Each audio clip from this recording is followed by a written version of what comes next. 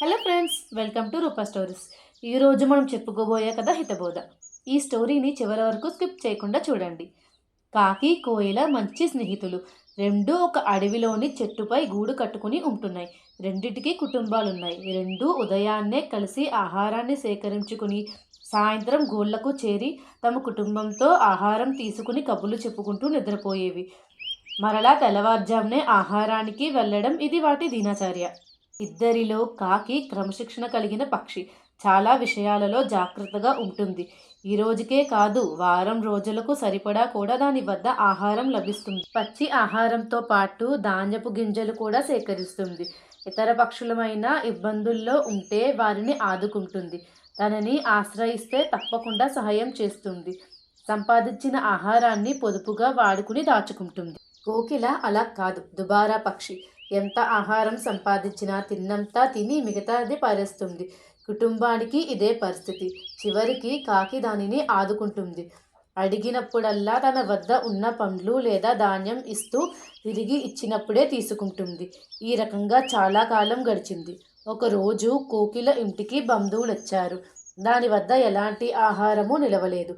బంధువులకు మర్యాద చేయాలంటే పండ్లు ధాన్యం కావాలి. దాంతో కాకిని అప్పు అడిగింది. కోకిలకు ఆహారం విలువను తెలియజేయాలని కాకి నిర్ణయించుకుంది.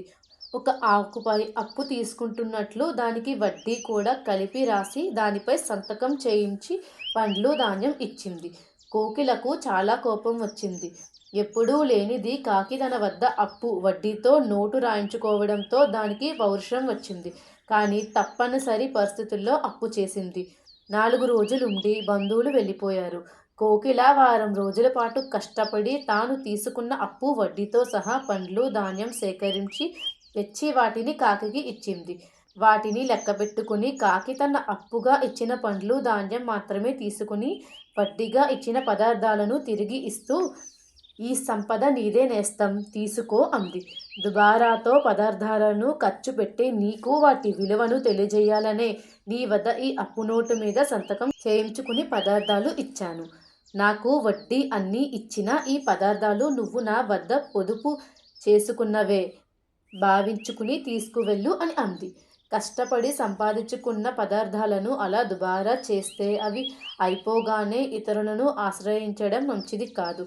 ఈ విషయం తెలియజేయాలనే ఇలా చేశాను. ఇకనైనా దుబారా మానుకొని ఖర్చు తగ్గించుకుని 4 రాళ్లను రేపటి కోసం చేర్చి ఉంచుకో, సరేనా అని హితబోధ చేసింది. తన పట్ల కాకి పొగరుతో ప్రవర్తించిందని భావించినందుకు కోకిల సిగ్గుపడింది. తన బాగు కోసమే ఈ నాటకం ఆడినందుకు ఎంతగానో సంతోషించింది. కాకి చెప్పినట్లు పొదుపు చేసుకోవాలని నిర్ణయించుకుంది.